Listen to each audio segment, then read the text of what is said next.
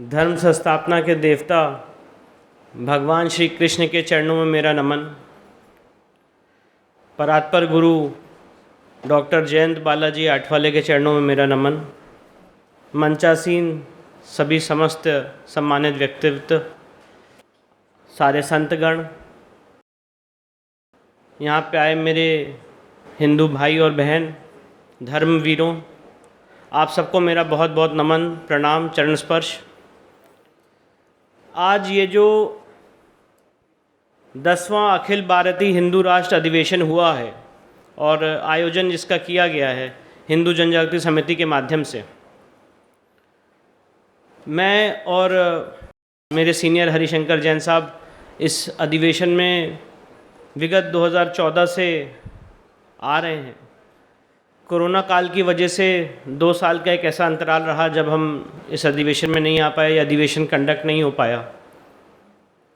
पर मैं आप लोगों को ये बात ज़रूर आश्वासन दिलाना चाहता हूँ, बताना चाहता हूँ कि हमने जितनी लड़ाई लड़ी है और लड़ेंगे और पिछली लड़ी थी, मुझे और मेरे सीनियर हरिशंकर जैन साहब को ऐसा लगा 2014 में जब हम इस तीर्थ भूमि में आए, इस पवित्र भूमि में आए, कि हम अपनी मातृ संगठन, मातृ संस्था में आके मिल चुके हैं।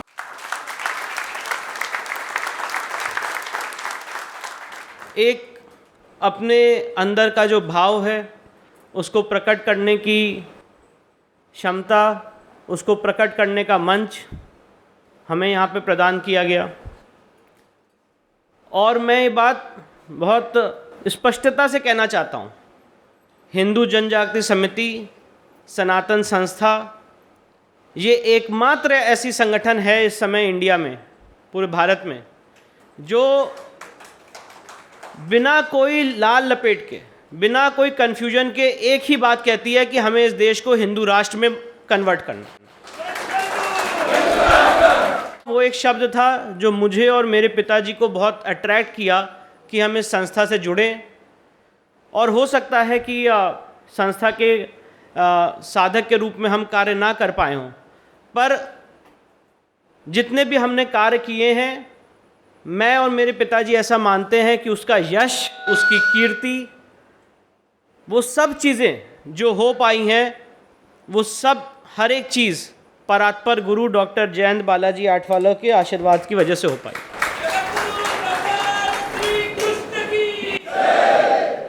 ये उन्हीं का आशीर्वाद था, उन्हीं की तपस्या थी, उन्हीं का तप था, उन्हीं की साधना थी कि हमारे ये जितने कार्य ईश्वर ने हमसे करवाए ये निर्विघ्न रूप से हो पाए। इसके लिए उनके श्री चरणों में मेरा कोटि कोटि वंदन है, नमन है। प्लेसेस ऑफ वर्शिप एक्ट है, मैं उसके कुछ तथ्य, उसके कुछ पहलू आपके सामने रखने का इच्छुक हूँ। सबसे पहले और सबसे महत्वपूर्ण बात यह है कि हमें ये समझना चाहिए कि प्लेसेस ऑफ वर्शिप एक्ट 1991 किस परिप्रेक्ष्य में लाया गया था, उसके क्या पहलू हैं, और वो प्लेसेस ऑफ वर्शिप एक्ट असंवैधानिक कैसे है, ये बात मैं आपके सामने रखना चाहता हूँ। तो सबसे इम्पॉर्टेंट बात यह है, places of worship act 1991 Narasimha Rao की गवर्नमेंट लाई थी, और प्लेसेस ऑफ वर्शिप एक्ट का सेक्शन 4 ये सबसे बड़ा अनकॉन्स्टिट्यूशनल प्रोविज़न है, हिंदू विरोधी प्रोविज़न है, और इनफैक्ट मैं ये कहूँगा कि ये लोगों की आवाज़ दबाने वाला प्रोविज़न है। और ये बात मैं क्यों कह रहा हूँ, इसका कारण ये है, section 4 sub clause 1 places of worship act का ये प्रावधान रखता है कि अगर कोई इतिहास में धर्मस्थल 15 अगस्त 1947 को कोई जिस भी जगह का, और ये इंटरप्रिटेशन मैं अपना इंटरप्रिटेशन नहीं दे रहा हूँ, ये जो बात मैं यहाँ पे रख रहा हूँ, ये उन कम्युनिस्ट, उन जिहादी, उन सेकुलर माइंडसेट के लोगों का इंटरप्रिटेशन दे रहा हूँ जो समझते हैं कि प्लेसेस ऑफ वर्शिप एक्ट ऐसे वर्क करता है। तो सबसे इम्पॉर्टेंट बात यह है कि प्लेसेस ऑफ वर्शिप एक्ट उनके इंटरप्रिटेशन के हिसाब से ये प्रावधान करता है कि 15 अगस्त 1947 को जो जिस धार्मिक स्थल का जो धार्मिक स्वरूप था वो वैसे ही रहेगा, और उसको कन्वर्ट करने के लिए, उसको वापस लाने के लिए आप न्यायालय में अभियोग प्रस्तुत नहीं कर सकते हैं। ये बात जो सेकंड पार्ट है इसका, ये लोग भूल जाते हैं कि आप न्यायालय में अभियोग प्रस्तुत नहीं कर सकते हैं, और अगर कोई अभियोग ऑलरेडी पेंडिंग होगा, चाहे वो अपील हो चाहे रिवीजन हो, तो वो तत्काल प्रभाव से ख़त्म हो जाएगी, निष्क्रिय कर दी जाएगी। और राम मंदिर को इसमें एग्जेम्प्ट किया गया। प्लेसेस ऑफ वर्शिप एक्ट में जो कोर्ट में जाने का अधिकार छीना गया, और आपने विभिन्न टीवी चैनलों के माध्यम से ये चर्चा सुनी होगी, बहुत बड़े बड़े बैरिस्टरों ने ये बात कही कि प्लेसेस ऑफ वर्शिप एक्ट को राम जन्मभूमि के जजमेंट में बड़ा अप्रिशिएट किया गया और इस देश के सेक्युलरिज्म का अभिन्न अंग माना गया, और ये भी माना गया कि ये बेसिक फीचर और basic structure of the constitution. तो मैं एक सवाल यहाँ पूछना चाहता हूँ। हमारी काफ़ी अच्छी यहाँ पे रिसर्च टीम है, और हमने जब इस पर रिसर्च की, इसका अध्ययन किया, तो हमने पाया कोर्ट जाने का जो अधिकार है वो basic structure of the constitution है, और वो बेसिक ऑफ द बेसिक है।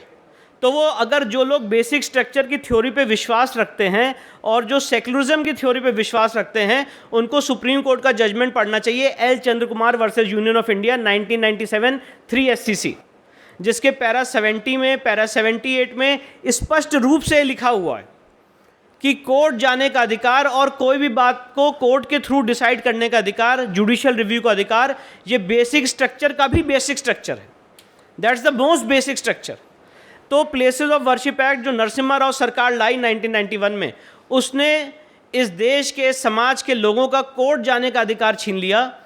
इस परिप्रेक्ष्य में, इस इंटरप्रिटेशन के हिसाब से हमने इसकी कॉन्स्टिट्यूशनल वैलिडिटी को सुप्रीम कोर्ट में चुनौती दी है। माननीय सुप्रीम कोर्ट के सामने ये मामला विचाराधीन है, और भी बहुत सारी याचिकाएं अब सुप्रीम कोर्ट के सामने आई हैं। केंद्र सरकार को उसमें अपना जवाब देना है, और इसीलिए इस अधिवेशन की और आपकी, हमारी बात की, संवाद की बहुत ज़रूरत है, क्योंकि ये आपकी शक्ति की वजह से ही हो पाएगा कि प्लेसेस ऑफ वर्शिप एक्ट 1991, ये काला कानून जो है, इसको केंद्र सरकार तत्काल प्रभाव से निरस्त करे। इसके लिए इस अधिवेशन का, इस मंच का बहुत बड़ा योगदान है। मैं बात यहाँ पे रखना चाहता हूँ, किस तरह से न्यायालय में केसेस फंसाए गए प्लेसेस ऑफ वर्शिप एक्ट को लेके। तो इसके दो पहलू हैं। पहली बात तो प्लेसेस ऑफ वर्शिप एक्ट का सेक्शन 3, जो इस देश के सेक्युलरिज्म में विश्वास रखते हैं, उन्होंने कभी प्लेसेस ऑफ वर्शिप एक्ट के सेक्शन 3 को कंप्लाई करने का, फॉलो करने का प्रयत्न ही नहीं किया। प्लेसेस ऑफ वर्शिप एक्ट का सेक्शन 3 क्या कहता है कि आज 15 अगस्त 1947 के बाद, अब से जब से एक्ट लागू हुआ है, उसके बाद से कोई किसी और धर्मस्थल को कन्वर्ट नहीं करेगा दूसरे धर्मस्थल में। तो मैं सवाल पूछना चाहता हूं, कश्मीर में जो इतने मंदिर तोड़े गए और इस एक्ट आने के बाद जितने सारे मंदिर तोड़े गए, क्या सेक्शन 3 की कंप्लायंस में उसको रेस्टोर किया जाएगा? उसके लिए कभी कोई शब्द, उसके लिए कभी कोई जो सेकुलर विचारधारा में विश्वास रखते हैं, उसके लिए कभी कोई वक्तव्य या बात नहीं की जाती। साथ ही साथ अब जो प्लेसेस ऑफ वर्शिप एक्ट का दूसरा पहलू है, ये सवाल उठता है कि प्लेसेस ऑफ वर्शिप एक्ट से राम मंदिर को क्यों एग्जेम्प्ट किया गया? राम मंदिर का जो अभियोजन चल रहा था, केस चल रहा था, उसको क्यों एग्जेम्प्ट किया गया प्लेसेस ऑफ वर्शिप एक्ट से? क्योंकि उस समय राम मंदिर का आंदोलन अपने चरम पे था। हिंदू राम मंदिर के अधिकार के लिए जाग चुका था। इसीलिए उस समय की सरकार ने उस चीज़ को, उसकी महत्वता को समझते हुए राम मंदिर को एग्जेम्प्ट किया। तो सवाल ये उठता है, जब राम मंदिर एग्जेम्प्ट हो सकता है तो 40,000 मंदिर क्यों नहीं एग्जेम्प्ट किए जा सकते?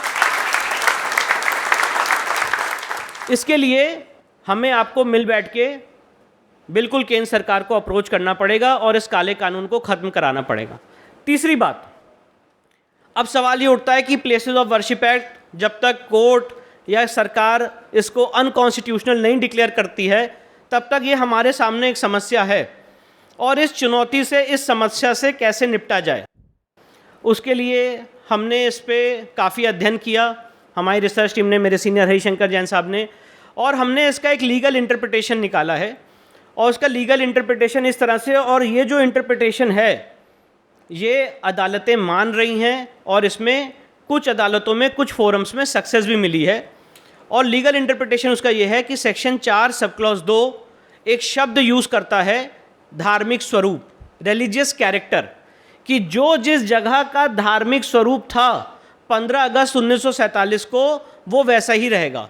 तो सबसे इंपॉर्टेंट बात यह है, अब आपके मन में सवाल उठेगा कि काशी का केस और मथुरा का केस इसी पर्सपेक्टिव से, इसी माइंडसेट से हमने न्यायालय में किया है कि इन दोनों केसेस में और जो और बाकी केसेस हैं जो आगे आने वाले हैं और जो हुए हैं, उन सारे केसेस में जो स्थल है, विवादित स्थल है, उसका धार्मिक स्वरूप तय होना बहुत ज़रूरी है।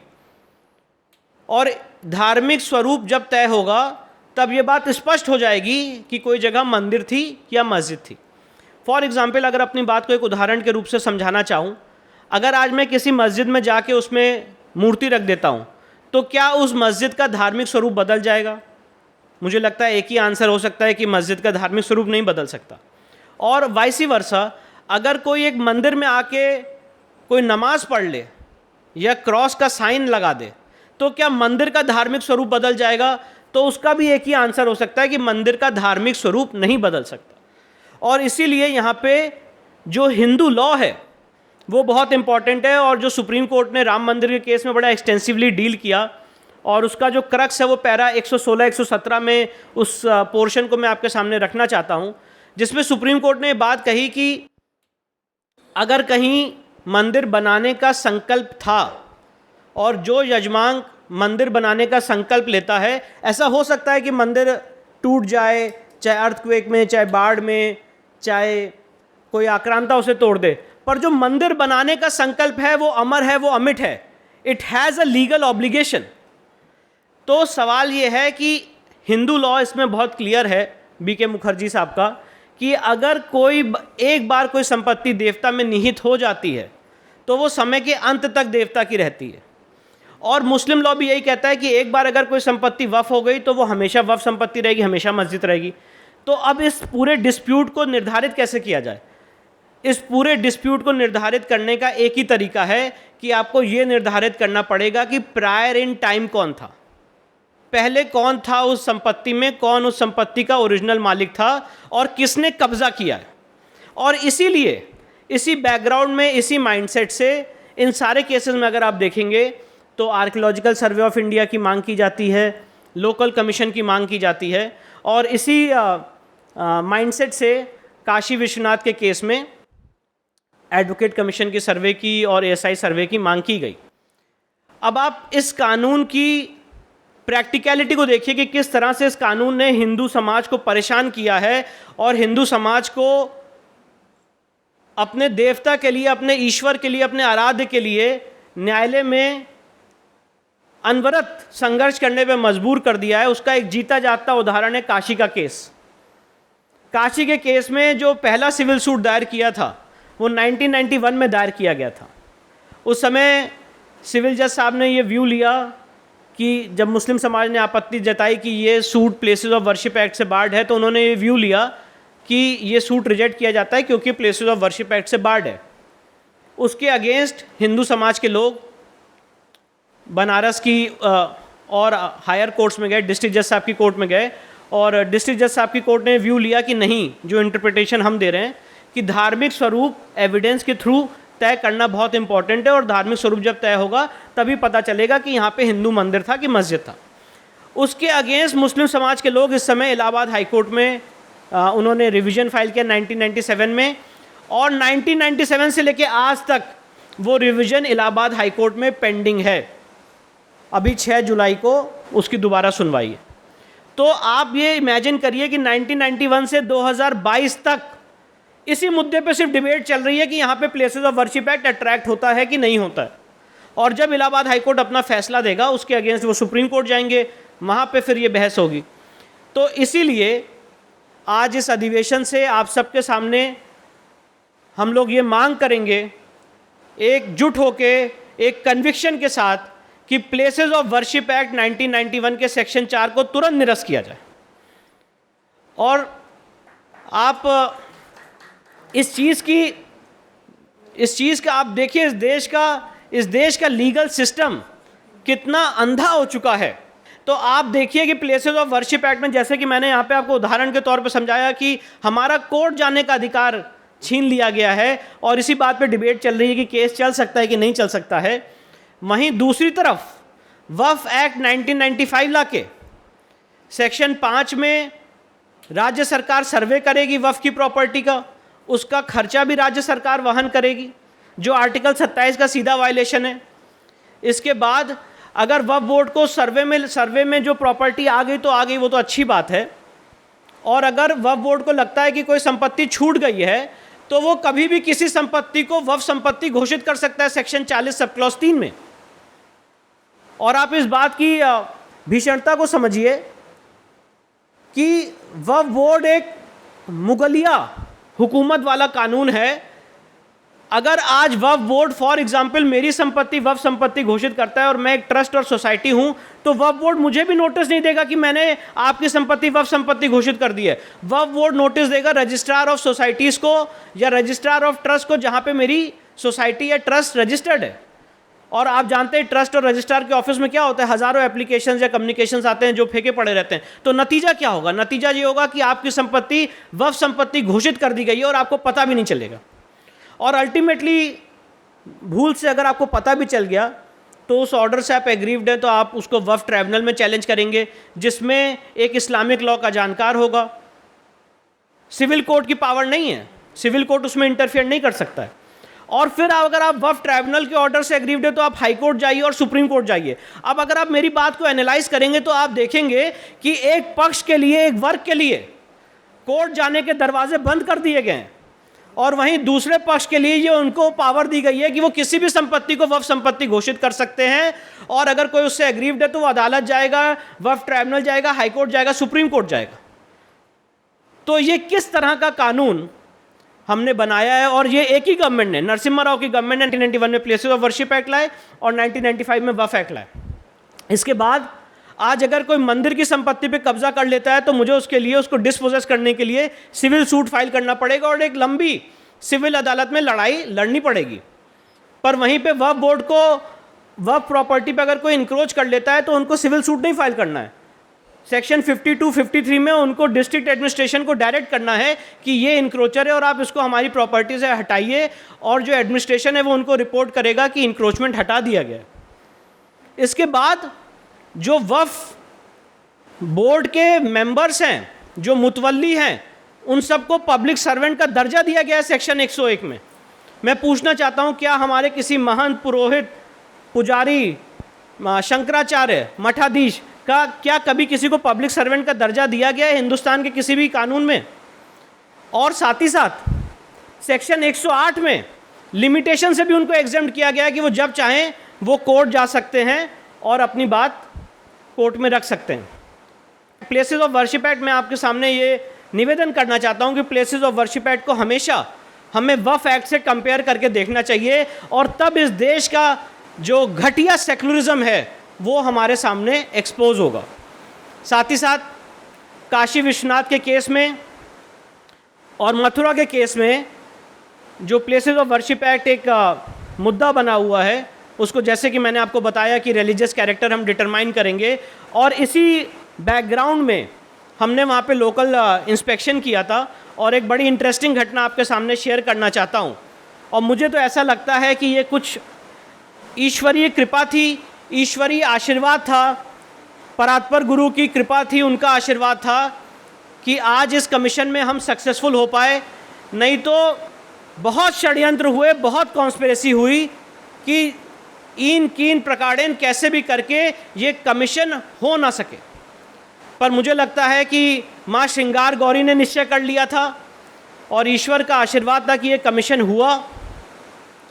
और जब हमने कमीशन किया तो जब मैं मस्जिद परिसर के अंदर गया तो मस्जिद परिसर में हर तरफ देवी देवताओं को रखने के आले बने हुए हैं, जिसको छेनी हथौड़ी से तोड़ा गया है, भारी मात्रा में पेंट किया गया है कि वो जो हिंदू मंदिर का रेड सैंडस्टोन का पत्थर है उसको छुपाया जा सके।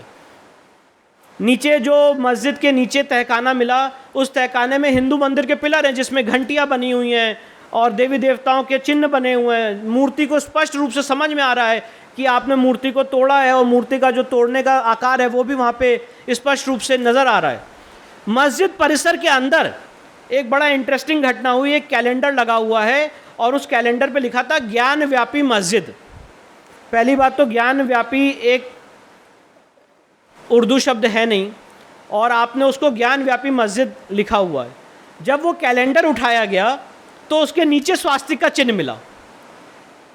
तो उसका ये सारी बातें बताने का पर्पज़ ये है कि उस जगह का कैरेक्टर एक हिंदू मंदिर का है। और जब हमने कमीशन किया तो जब दूसरे दिन कमीशन की कार्रवाई हो रही थी, ये एक्सपीरियंस मैं आपसे शेयर करना चाहता हूँ। तो सामने जो वज़ू खाना था, तो वज़ू खाने में पानी भारी मात्रा में भरा गया था। 3 फीट का वज़ू खाना है और भारी मात्रा में पानी भरा गया था। मैंने एडवोकेट कमीशन महोदय से कहा कि इसका पानी कम कराया जाए। तब मुस्लिम समाज के लोगों ने कहा कि इसमें मछलियां हैं, अगर पानी कम कराया जाएगा तो यहाँ की मछलियाँ मर जाएंगी। तो हम लोगों ने उस समय डिस्ट्रिक्ट एडमिनिस्ट्रेशन से बात की कि पानी 1 फीट कम से कम किया जाए और ऑक्सीजन डाली जाए कि इनकी मछलियाँ ना मरें। हम भी नहीं चाहते हैं कि किसी जीव की हत्या हो। और पानी जब कम किया गया और हम दूसरे दिन वहाँ पे एक सीढ़ी लगा के बीचों बीच गए।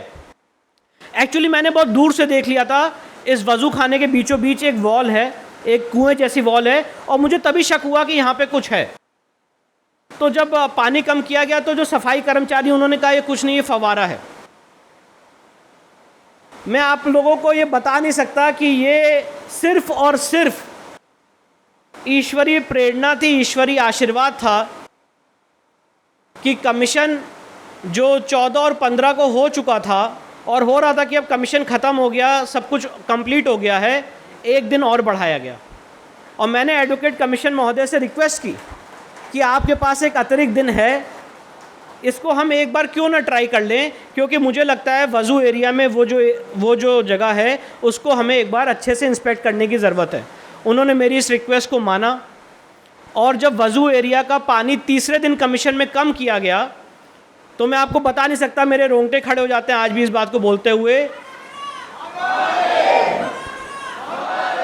हमारे ईश्वर का, हमारे आराध्य का भव्य विराट शिवलिंग के दर्शन हमने किए, जो ठीक नंदी से 83 फीट की दूरी पे है, एकदम सीध में नंदी के है। और जब मैंने वो शिवलिंग देख लिया, उसी समय निश्चय कर लिया, मैं और मेरे पिताजी ने उसी समय निश्चय कर लिया कि आज ये आखिरी दिन है जब हमारे आराध्य की बेअदबी हो रही है। आज के बाद, इस क्षण के बाद हमारे आराध्य की बेअदबी नहीं होने देंगे। और उसी कन्विक्शन से हम कोर्ट पहुँचे। कोर्ट पे हमने अर्जी दी कि इस एरिया को सील किया जाए। माननीय न्यायालय ने हमारी अर्जी को मानते हुए उस शिवलिंग के एरिया को सील किया। उसके अगेंस्ट मुस्लिम पक्ष सुप्रीम कोर्ट गया और सुप्रीम कोर्ट ने भी उस सील के ऑर्डर को इंटैक्ट रखा है। ये सारे सनातनी भाइयों की, सनातन संस्था की, हिंदू जनजाति समिति की, परात्पर गुरु डॉक्टर जयंत बालाजी आठवले की, हमारी आपकी हिंदू राष्ट्र अधिवेशन की बहुत बड़ी सक्सेस है। और आप लोगों की आशीर्वाद और सक्सेस की वजह से आज ये दिन हम देख पा रहे हैं कि 370 साल के बाद हमारे आराध्य की बेअदबी बंद हुई है। और वो दिन दूर नहीं है, जब हम वहाँ पे साथ मिलके पूजा करने जाएंगे।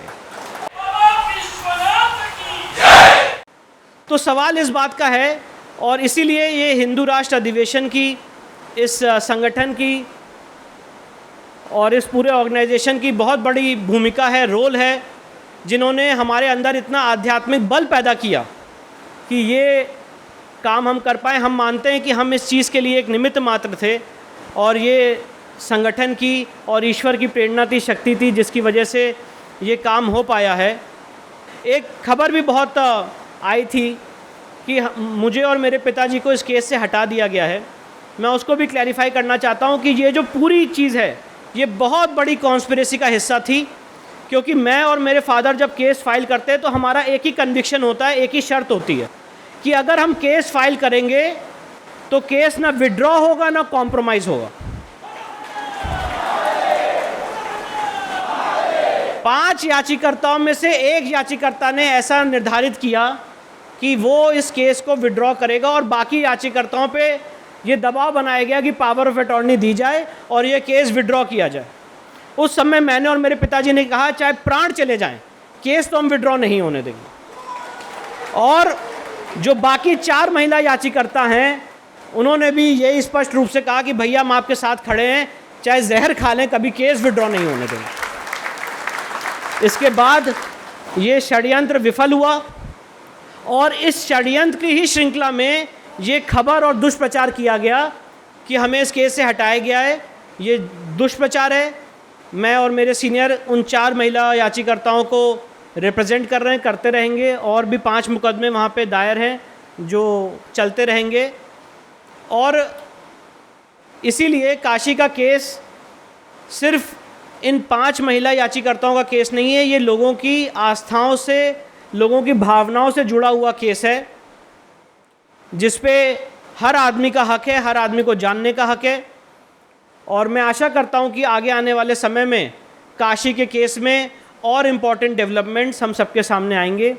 साथ ही साथ मैं अपनी बात को बस विराम देना चाहता हूँ। मथुरा के केस का भी आपको अपडेट बताना चाहता हूँ कि मथुरा श्री कृष्ण जन्मभूमि का जो फ्रॉड हमने उजागर किया था, उसको लेके जब हमने केस फाइल किया था तो जो माननीय सिविल जज साहब हैं उन्होंने व्यू लिया था कि ये केस आगे नहीं बढ़ सकता है क्योंकि हिंदू देवता को केस फाइल करने का अधिकार नहीं है।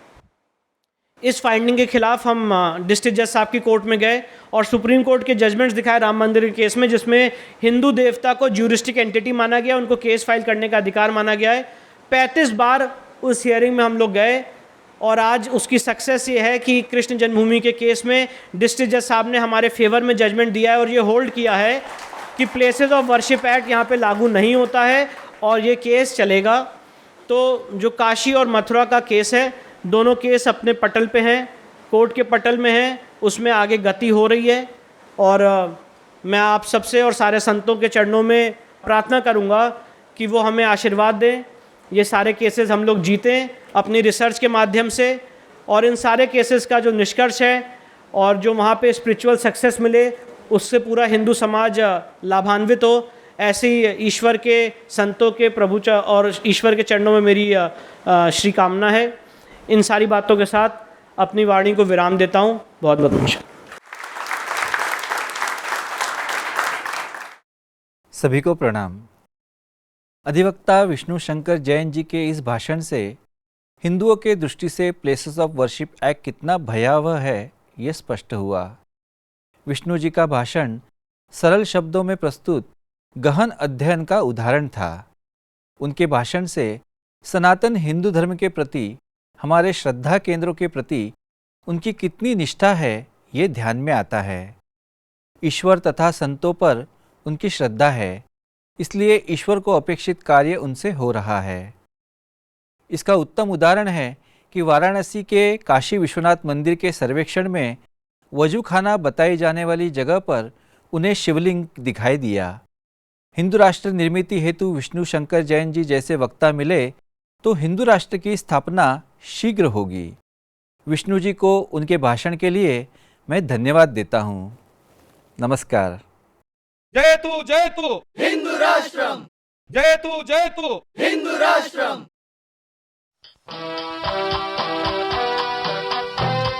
सनातन धर्म सूर्य उभरा, क्षात्र वीरो उठो चलो। सनातन धर्म सूर्य उभरा, क्षात्र वीरो उठो चलो, उठो चलो।